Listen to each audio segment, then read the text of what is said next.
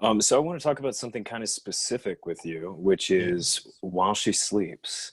And Yes. they just came out with their new Sleep Society thing.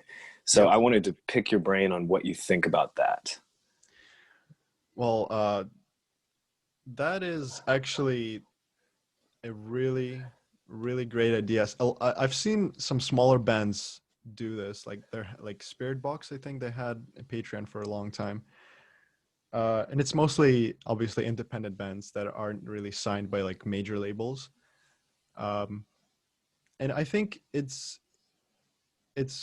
makes sense because a lot of YouTubers have Patreon. I have a Patreon, and it's like another way to get something out of something by giving something extra, for like exclusive content.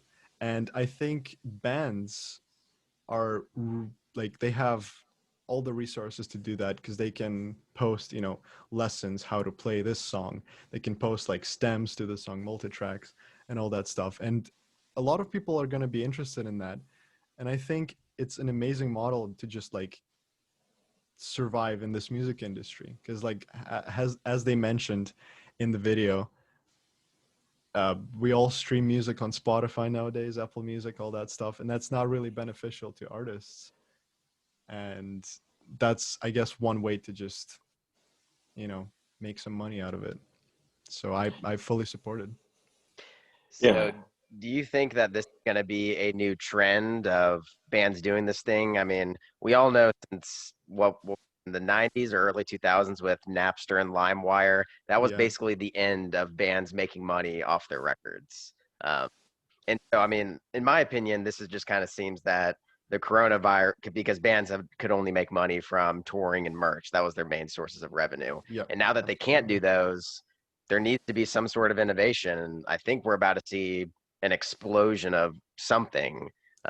So do you think that this is the trend that's going to catch on? I definitely think a lot of bands are gonna try to do that same thing. I don't think a lot of bands will succeed at that because um, obviously you need to really think this through. Like, what perks are you gonna give to people who pay you? Obviously, a lot of people are just gonna pay you because they love your music. They don't really expect anything in return. But like smaller bands, especially, I feel like they need to think about, well, what can we give in return aside from music, obviously. But I think I definitely think it's going to be a bit of a trend, especially in our times where it's really difficult to make any money from music. So yeah, I definitely think it's something that's going to catch on. Yeah. So something that occurred to me when I found out that they were going to be doing this was, I know they were going to be talking about, they'll have like motivational videos and other types of videos about how to do XYZ. And Hmm. I thought about how that might actually make it more difficult for people to separate art from the artist. And so I'm interested if you think that that might be a problem. And additionally, like what you think of, like how important is it to separate art from the artist? Because, we've got folks like Tim Lambesis out there, right? Right. Yeah. It's a very interesting topic because like you just mentioned Tim Lambesis, like great band, great music, but obviously all the background and stuff. And like recently, even Austin Carlisle, who has received some serious accusations against him. And Yeah. like, I love Of Mice and Men, but at the same time, like, where do we draw the line? Like, should we listen to a band that's promoting this, and this? Like, it's hard. It's hard, man. I honestly, I couldn't tell you, but it is important to, I guess, separate it to some extent because like there's other obvious there's a lot more people than just one person in the band who does something wrong, right? And they Yeah. all kind of receive this backlash together.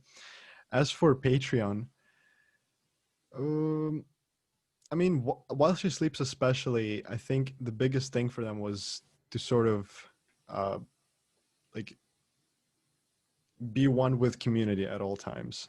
And Right. like they had these shows in their like warehouse early on. Like the music video to Hurricane was filmed in one of those. Like they would just invite people to their warehouse to just play a show. And I guess Patreon is sort of a digital way to do this, because they bring all these like hardcore fans together and they give them all this stuff. I don't think that's going to be a problem necessarily for them though. So yeah. Yeah, absolutely. I Chris, mean, just oh yeah. what I was about to you ask you to answer the question that you asked because I'm interested to know what you think. Yeah, because oh it's a Very it's a tough difficult question to answer. sure, yeah, no, absolutely. I mean, I asked it because I thought it'd be a good conversational piece. I mean, so what I was thinking was, you know, if you have all of this behind the scenes content, right, that is Right. directly tied to your primary revenue stream, all it would take is for one person in the band to say something or do something that is generally perceived as bad, you know, and you can Right. use whatever word you want, and suddenly they might see the revenue stream dry up. And another thing that occurred to me that's not so much about people doing bad things, but I also thought about how this might actually, now we're assuming here that this becomes like a broad trend and not just for While She Sleeps, Right. Right. is that it might actually make it more difficult for bands to evolve. Because if you think about how negative the reaction was when Bring Me the Horizon dropped Ammo from their older fans, Mhm. or how negative I know that your response and mine was as well when Wage War dropped that last album I can't even remember the name of. Yeah. Um, It's not so, important. so if you decide to go in a different direction, which almost always is Ooh. going to lead to a certain portion of your fan base sort of becoming upset. I mean, are you running the risk of losing 80% of your revenue? I mean, um, yeah. yeah, absolutely. But I mean, changing the sound is already a risk in itself. So, you know, if musicians love doing, like, they would love to switch it up, do something different, I think they have a full right to do that, obviously. And then just a new audience will find them. An old audience will just find something else to listen to. I think it's just that's how it works usually. Yeah. Because Wage Yeah. War is they still have a lot, like a huge fan base, even though they definitely kind of soften their sound up. I Yeah. just Yeah. think it's very fluid, you know. One audience moves to something else and another one comes in its place. So I don't think Yeah. that's gonna be a huge problem. Yeah. Yeah, absolutely. So, assuming that a subscription-based Patreon thing becomes a big trend in the metal world, do you Hmm. think that this would introduce a new level of competition between bands? Because right now, in my opinion, there is no competition because people like us have 20 favorite bands we're listening to at any given time, and those are all bands that we would totally go to one of their shows and buy merch. But now, Yeah. if Patreon becomes like a thing, we're only going to subscribe to a couple of them. You know what I mean? So now it's almost like they could be some sort of competition that comes out of this. And do you think that's a good thing, or do you disagree that that there is going to be competition? And there's definitely gonna be competition, and if Patreon becomes a like a widespread thing. Um, is it good?